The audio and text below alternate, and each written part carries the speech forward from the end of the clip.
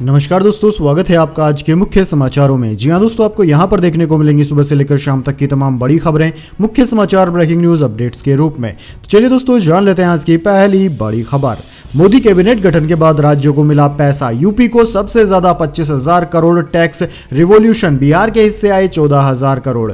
जी हां दोस्तों, केंद्र ने जून के लिए राज्यों को 1,39,750 करोड़ रुपए का टैक्स रिवोल्यूशन यानी कि कर हस्तांतरण जारी करने की मंजूरी दे दी। वित्त मंत्रालय ने बताया कि डिवोल्यूशन अमाउंट की नियमित रिलीज के अलावा एक अतिरिक्त किस्त जारी करने का भी फैसला लिया गया है। दोस्तों, नई किस्त में सबसे ज्यादा टैक्स रिवोल्यूशन पाने वाले राज्यों में उत्तर प्रदेश 25,069 करोड़ पहले नंबर पर है, बिहार को 14,056 करोड़ दूसरे नंबर पर और मध्य प्रदेश को 10,970 करोड़ रुपए तीसरे नंबर पर रहे हैं। सबसे कम सिक्किम को मिले हैं, उसे 542 करोड़ रुपए मिले हैं। चलिए दोस्तों, जान लेते हैं इसके बाद अगली बड़ी खबर। राहुल गांधी बोले, प्रियंका गांधी अगर वाराणसी से चुनाव लड़ती तो मोदी हार जाते। पीएम काशी से जान बचाकर निकले, अयोध्या भी हार गए। जी हां दोस्तों, लोकसभा चुनाव में जीत से ठीक एक हफ्ते बाद राहुल और प्रियंका गांधी मंगलवार 11 जून को पहली बार रायबरेली पहुंचे। राहुल गांधी ने कहा कि मोदी और शाह देश की नींव के साथ खिलवाड़ कर रहे हैं, इसलिए देश एकजुट हो गया। पहली बार देखा देश का प्रधानमंत्री हिंसा की राजनीति करते हैं, जनता के बीच नफरत फैलाते हैं, 3 उद्योगपतियों को फायदा पहुंचाते हैं। राहुल ने कहा कि आपने देखा कि भाजपा अयोध्या की सीट हार गई, अयोध्या का मंदिर बनवाया, लेकिन उद्घाटन में एक भी गरीब नहीं था। देश के राष्ट्रपति को कहा कि तुम यहां नहीं आ सकते। सिर्फ अयोध्या में नहीं, प्रधानमंत्री वाराणसी से भी जान बचाकर निकले। अगर मेरी बहन प्रियंका यहां चुनाव लड़ती तो प्रधानमंत्री 2 से 3 लाख वोट से हार जाते। चलिए दोस्तों, जान लेते हैं इसके बाद अगली खबर। चंद्रबाबू नायडू एनडीए विधायक दल के नेता चुने गए। आंध्र प्रदेश गवर्नर से मिलकर सरकार बनाने का दावा पेश किया। सुबह 11:27 पर शपथ लेंगे। जी हां दोस्तों, आंध्र प्रदेश में नई सरकार बनाने के लिए मंगलवार 11 जून को एनडीए की तेलुगु देशम पार्टी, जनसेना और भाजपा विधायकों ने विजयवाड़ा में मीटिंग की। इसमें टीडीपी अध्यक्ष एन चंद्रबाबू नायडू को सर्वसम्मति से एनडीए विधायक दल का नेता चुना गया। एक्टर से नेता बने जनसेना प्रमुख पवन कल्याण को विधानसभा में फ्लोर लीडर चुना गया। इसके बाद नायडू और कल्याण राज्यपाल एस अब्दुल नजीर से मिलने राजभवन पहुंचे। उन्होंने राज्यपाल से मिलकर सरकार बनाने का दावा पेश किया। राज्यपाल मंगलवार शाम तक नायडू को सरकार बनाने का निमंत्रण दे देंगे।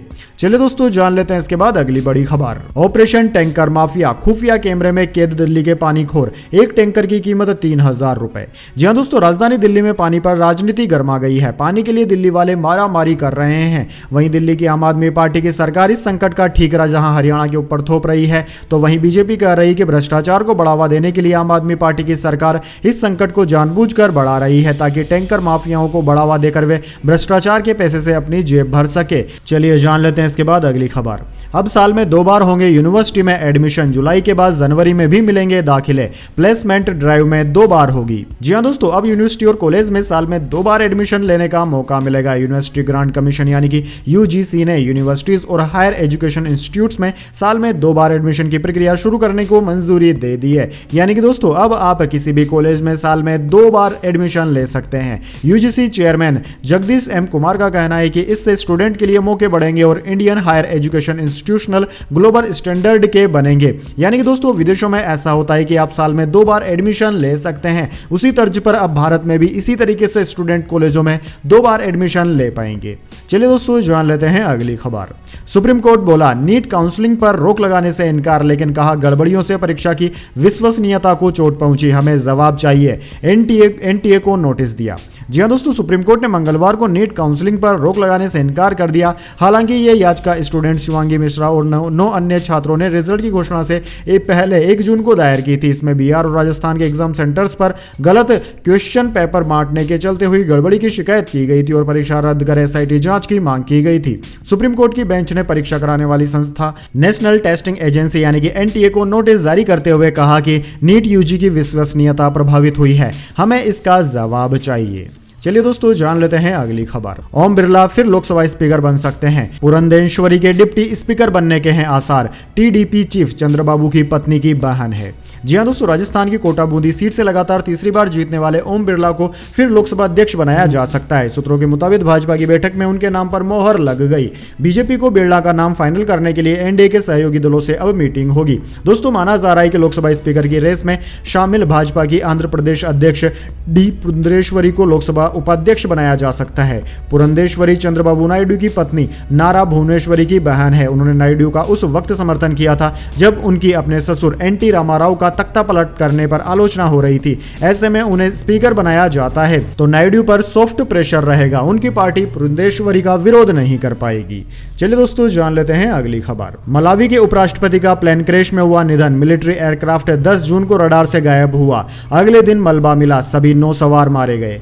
जी हां दोस्तों, अफ्रीकी देश मलावी के उपराष्ट्रपति साउलोस क्लास चिलिमा की प्लेन क्रैश में मौत की खबर है। मलावी के राष्ट्रपति लाजारस चकवेरा ने मंगलवार को इसकी पुष्टि की। उन्होंने बताया कि 24 घंटे के सर्च ऑपरेशन के बाद उपराष्ट्रपति के विमान का मलबा मिला है। एयरक्राफ्ट में 9 लोग सवार थे, इनमें से कोई जिंदा नहीं बचा। दोस्तों, मलावी के उपराष्ट्रपति का विमान सोमवार 10 जून की सुबह ही रडार से गायब हुआ था। चलिए दोस्तों जान लेते हैं इसके बाद अगली खबर। सरकारी कर्मचारियों को दवाइयों की होगी होम डिलीवरी। सीएम भजनलाल ने पायलट बेसिस पर शुरू करने के दे दिए हैं निर्देश। एक दिन में ली 4 समीक्षा बैठकें। दरअसल दोस्तों, राजस्थान के करीब 12.5 लाख सरकारी कर्मचारी और पेंशनर्स को सरकार अब घर पर दवाइयां उपलब्ध करवाएगी। सीएम भजनलाल शर्मा ने इसे लेकर अधिकारियों को निर्देश भी जारी कर दिए हैं। सरकार Rajasthan government health scheme RJHS के अंतर्गत राजस्थान राज्य सहकारी उपभोक्ता संघ के माध्यम से कर्मचारियों पेंशनर्स को दवाइयों की होम डिलीवरी करेगी। आज बजट घोषणा और 100 दिवसीय कार्य परियोजना के साथ ही मुख्यमंत्री द्वारा की गई घोषणाओं की समीक्षा बैठक में सीएम भजनलाल शर्मा ने अधिकारियों को इसे जल्द ही पायलट बेसिस पर शुरू करने के निर्देश दिए हैं। चलिए दोस्तों जान लेते हैं अगली खबर। गांधी फैमिली से मिली बांग्लादेशी प्रधानमंत्री शेख हसीना। सोनिया गांधी ने गले लगाकर किया स्वागत। दोनों परिवारों का 5 दशकों का रहा है साथ।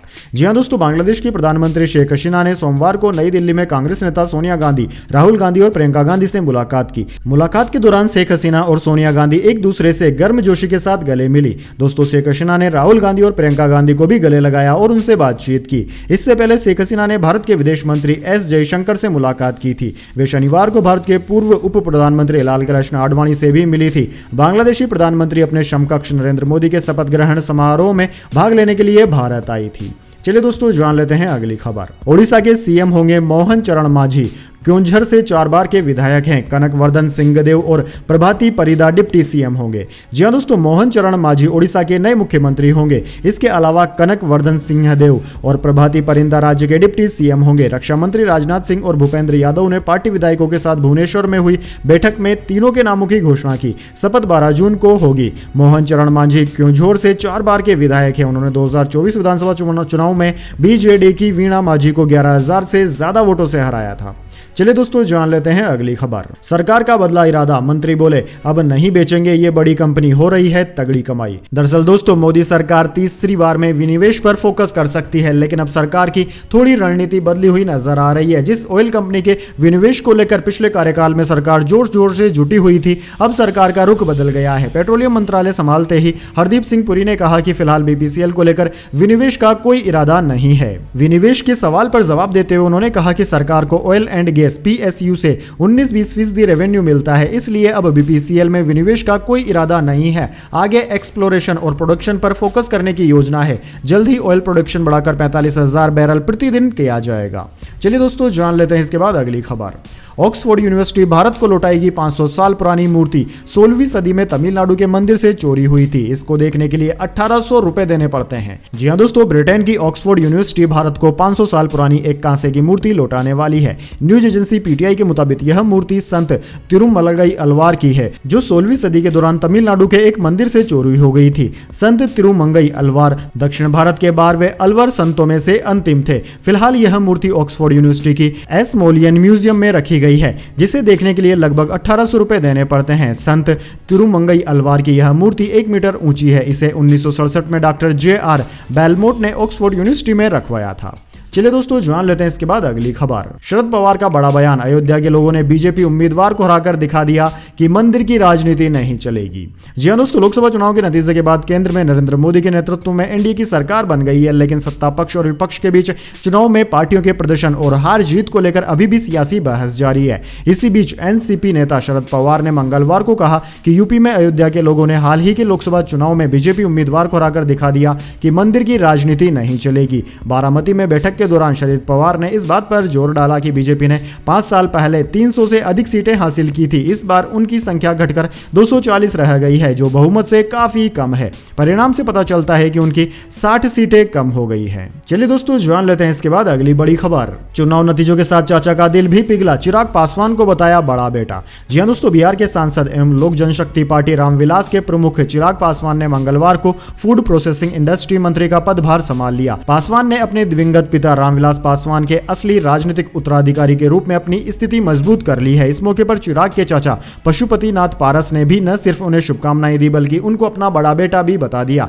जिससे यह संकेत मिलते हैं कि भतीजे के लिए अब चाचा का दिल पिघला है। पशुपति ने एक्स पर लिखा, केंद्रीय मंत्री के रूप में मेरा पूर्व पदभार संभालने पर बड़े बेटे चिराग पासवान को हृदय तल से बधाई और अनंत शुभकामनाएं। चलिए दोस्तों जान लेते हैं इसके बाद अगली बड़ी खबर, लेकिन उससे पहले मेरी आपसे छोटी सी रिक्वेस्ट है, अगर दोस्तों आपको अभी तक हमारी न्यूज़ पसंद आई है तो इसे एक छोटा सा लाइक जरूर दे दीजिए, और अगर आपको पसंद नहीं आई है तो बेशक आप डिसलाइक भी कर सकते हैं, लेकिन दोस्तों लाइक और डिसलाइक जरूर कीजिए, क्योंकि दोस्तों यही हमारी मेहनत का फल होता है और इसी से हमें पता चलता है कि आपको हमारी वीडियोस पसंद आ रही है या नहीं। तो चलिए दोस्तों जान लेते हैं अगली खबर। सेंसेक्स 32 अंक नीचे 76,457 के स्तर पर बंद हुआ। रियल्टी और मीडिया शेयरों में सबसे ज्यादा तेजी, कल बाजार ने ऑल टाइम हाई बनाया था। जी हां दोस्तों, हफ्ते के दूसरे कारोबारी दिन सेंसेक्स 32 अंक गिरकर 76,457 के स्तर पर बंद हुआ। निफ्टी 5 अंक चढ़कर 23,264 के स्तर पर फ्लैट बंद हुआ। दोस्तों आज के कारोबार में सबसे ज्यादा तेजी मीडिया और रियल्टी शेयरों में रही। एनएसई के मीडिया इंडेक्स 1.75% चढ़कर बंद हुए। निफ्टी ऑयल एंड गैस में 1.33% की तेजी रही। रियल्टी इंडेक्स 1.13% चढ़ा। निफ्टी ऑटो और पीएसयू भी चढ़कर बंद हुए। वहीं दोस्तों सेंसेक्स के 30 शेयरों में से 15 में तेजी और 15 में गिरावट देखने को मिली। बात करें निफ्टी 50 के टॉप गेनर और टॉप लूजर स्टॉक्स की, तो दोस्तों निफ्टी 50 के टॉप गेनर्स में ओएनजीसी, टाटा मोटर्स और एलएनटी रहे, जबकि निफ्टी 50 के टॉप लूजर्स में Kotak Mahindra bank, DVS lab और आईटीसी रहे। चलिए दोस्तों जान लेते हैं अगली खबर। 150 रुपए बढ़कर 71,840 रुपए पर पहुंचा सोना। चांदी में 1200 रुपए की गिरावट, ये 90,500 रुपए प्रति किलोग्राम पर बिक रही। जी हां दोस्तों, सोने चांदी की कीमतों में 11 जून को तेजी देखने को मिली। 10 ग्राम 24 कैरेट सोना 150 रुपए बढ़कर 71,840 रुपए पर पहुंच गया। वहीं 1 किलो चांदी 1200 रुपए घटकर 90,500 रुपए में बिक रही है। दोस्तों इस साल सोने के दाम 7,900 रुपए प्रति 10 ग्राम से ज्यादा बढ़ चुके हैं। वहीं दोस्तों दूसरी ओर चांदी 7,900 रुपए महंगी हो चुकी है, जो कि कुछ दिन पहले 78,900 रुपए प्रति किलोग्राम पर बिक रही थी। यानी कि दोस्तों इस साल चांदी 11,600 रुपए बढ़ चुकी है। चलिए दोस्तों जान लेते हैं इसके बाद अगली बड़ी खबर। दावा, तिब्बत की 30 जगहों के नाम बदलेगा भारत, नया मैप जारी करेगा। चीन ने 7 साल में 4 बार बदले अरुणाचल प्रदेश के इलाकों के नाम। जी हां दोस्तों, लोकसभा चुनाव में एनडीए की जीत के बाद विदेश मंत्री एस जयशंकर के पद संभालते ही भारत ने चीन के खिलाफ कड़ा कदम उठाया है। द डिप्लोमेट की रिपोर्ट के मुताबिक चीन को काउंटर करने के लिए भारत अब तिब्बत की 30 से ज्यादा जगहों के नाम बदलने जा रहा है। भारतीय सेना जल्द ही जगहों की लिस्ट के साथ चीन के साथ वास्तविक नियंत्रण रेखा एलएसी का नया मैप जारी करेगी। दरअसल चीन ने अप्रैल में अरुणाचल प्रदेश की 30 जगहों के नाम बदले थे। चीन की सरकार इन इलाकों को अपना क्षेत्र बताती है। ड्रैगन की इस हरकत का जवाब देने के लिए भारत सरकार ने यह फैसला लिया है। तिब्बत के इलाकों का नाम बदलने के लिए काफी रिसर्च किया गया है। चलिए दोस्तों जान लेते हैं अगली खबर। सरकार बनते ही बैंक कर्मचारियों की हो गई बल्ले बल्ले, 16% डीए हाइक का तोहफा। 5 डे वर्किंग पर क्या है अपडेट, यह भी जान लेते हैं। जी हां दोस्तों, मोदी 3.0 सरकार ने अपना कार्यभार संभाल लिया है। उधर बैंक कर्मचारियों के लिए खुशखबरी भी मिल गई है। देश भर के लाखों बैंक कर्मचारियों को महंगाई भत्ते का तोहफा मिला है। दरअसल दोस्तों बैंक कर्मचारियों के महंगाई भत्ते में 15.97% की बढ़ोतरी की गई है। इंडियन बैंक एसोसिएशन IBA ने 10 जून को बैंक कर्मचारियों के लिए महंगाई भत्ते का ऐलान कर दिया। नोटिफिकेशन जारी कर कर्मचारियों को मई, जून और जुलाई 2024 के लिए महंगाई भत्ता 15.97% करने का फैसला किया गया है। दोस्तों अपने सर्कुलर में IBA ने कहा कि मई, जून और जुलाई 2024 के लिए वर्कमैन और अधिकारियों को देय महंगाई भत्ता वेतन का 15.97% होगा। वहीं दोस्तों दूसरी ओर बात करें 5 डे वीक की, तो दोस्तों बैंक कर्मचारी लंबे समय से 5 डे वर्किंग की मांग कर रहे हैं। IBA और बैंक कर्मचारी यूनियनों के बीच इसे लेकर सहमति बन गई है और अब सरकार की मंजूरी का इंतजार है। मार्च 2024 में संयुक्त घोषणा में इसे लेकर कहा गया था कि इसके तहत पीएसयू कर्मचारियों के लिए हफ्ते में 5 दिन काम का प्रस्ताव है। वैसे दोस्तों अब देखने वाली बात यह रहती है कि कब से 5 डे वीक लागू होता है या फिर इसी तरीके से चलता रहेगा। चलिए दोस्तों जान लेते हैं अगली बड़ी खबर। पानी के बाद दिल्ली में गहराया बिजली संकट, नेशनल पावर ग्रिड फेल होने पर कई इलाकों की बत्ती हुई गुल। जी हां दोस्तों, भीषण गर्मी और हीटवेव से जूझ रहे दिल्ली में पानी संकट के बाद अब बिजली संकट भी बढ़ गया है। मंगलवार को लोनी के मंडोला स्थित power grid of corporation India के स्टेशन में आग लग गई, जिसकी वजह से नॉर्थ दिल्ली में, सेंट्रल दिल्ली और साउथ दिल्ली के कई इलाकों में दोपहर 2:11 से बिजली गुल है। TDA के वजीराबाद, कश्मीरी गेट, गीता कॉलोनी, हर्ष विहार, प्रीत विहार, IP पावर समेत कई जगहों पर बिजली कटौती रही, जिससे जनता काफी प्रभावित हुई है। चलिए दोस्तों जान लेते हैं इसके बाद अगली बड़ी खबर। राजस्थान, साले ने जीजा के घर डाला डाका, साथियों के साथ मिलकर लूट डाले 1.5 करोड़ रुपए। जी हां दोस्तों, राजस्थान के जयपुर में नाकाबंदी के दौरान पुलिस ने नोटों से भरा बैग बरामद किया। दोस्तों बताया जा रहा है कि नोटों की संख्या इतनी ज्यादा थी कि थाने में नोट गिनने के लिए मशीनें मंगवानी पड़ी। पुलिस कर्मियों ने जब नोटों की गिनती शुरू की तो उनके भी होश उड़ गए। पुलिस ने बताया कि रात में गश्त के दौरान बाइक सवार 4 युवकों को रोका तो 3 अंधेरे का फायदा उठाकर फरार हो गए, लेकिन एक पकड़ा गया। उनके हाथ में एक बैग था जिसमें 500 के नोटों की गड्डियां थी। नोटों को गिनने से पता चला कि करीब 1.5 करोड़ रुपए हैं। जब पुलिस ने उनसे पूछताछ की तो डकैती की वारदात का पर्दाफाश हुआ। चलिए दोस्तों जान लेते हैं इसके बाद अगली बड़ी खबर। भाजपा ने गृह, रक्षा समेत टॉप 10 मंत्रालय अपने पास रखे। सहयोगियों में TDP को एविएशन, JDU को डेयरी, JDS को हैवी इंडस्ट्रीज देकर साधा। जी हां दोस्तों, प्रधानमंत्री मोदी की तीसरी सरकार के मंत्रियों के विभागों की तस्वीर सोमवार 10 जून की शाम साफ हो गई। भाजपा ने गृह, रक्षा, वित्त, विदेश समेत 10 टॉप मंत्रालय अपने पास ही रखे हैं। वहीं TDP को एविएशन, JDU को डेयरी और JDS को भारी उद्योग मंत्रालय देकर संतुलन बनाया गया है। राजनाथ सिंह, अमित शाह, निर्मला सीतारमण को फिर से क्रमशः रक्षा मंत्रालय, गृह और वित्त मंत्रालय दिया गया है। एस जयशंकर को फिर से विदेश मंत्रालय, पीयूष गोयल को वाणिज्य एवं धर्मेंद्र प्रधान को शिक्षा मंत्रालय मिला है। अश्विनी वैष्णव को रेलवे, IT के साथ सूचना प्रसारण मंत्रालय दिया गया है। चलिए दोस्तों जान लेते हैं इसके बाद अगली खबर।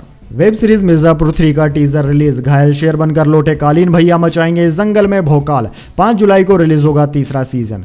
जी हां दोस्तों, वेब सीरीज मिर्जापुर के तीसरे सीजन का टीजर रिलीज हो चुका है। 1.5 मिनट के इस टीजर में मिर्जापुर की तुलना जंगल से और उसमें रहने वाले लोगों की तुलना जानवरों से की गई है। पूरे टीजर में 2 बातें खास है। पहली यह है कि कालीन भैया वापस लौट रहे हैं और उन्हें घायल शेर की तरह पेश किया जा रहा है। दूसरा यह है कि इस सीजन में पिछले सीजन के दद्दा त्यागी, शकुंतला शुक्ला और लाला जैसे कई किरदार अपना अपना बदला लेते नजर आएंगे।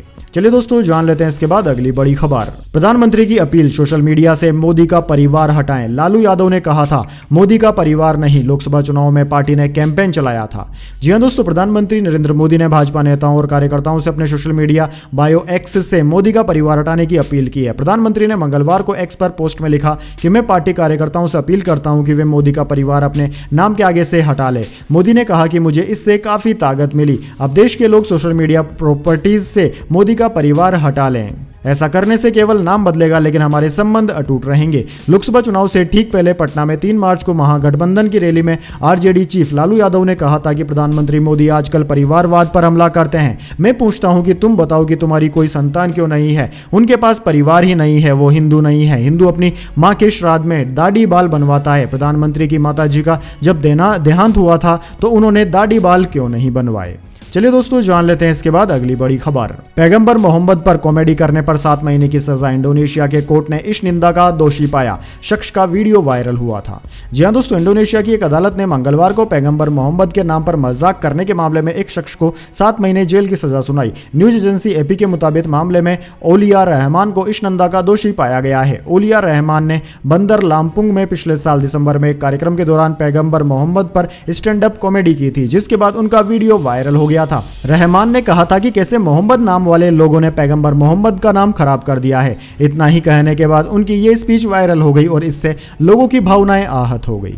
चलिए दोस्तों जान लेते हैं इसके बाद अगली बड़ी खबर। मस्क ने एप्पल ओपन AI पार्टनरशिप का विरोध किया, कहा इससे पर्सनल डेटा सेफ नहीं रहेगा। ऐसा हुआ तो ऑफिस में बैन करेंगे एप्पल के प्रोडक्ट।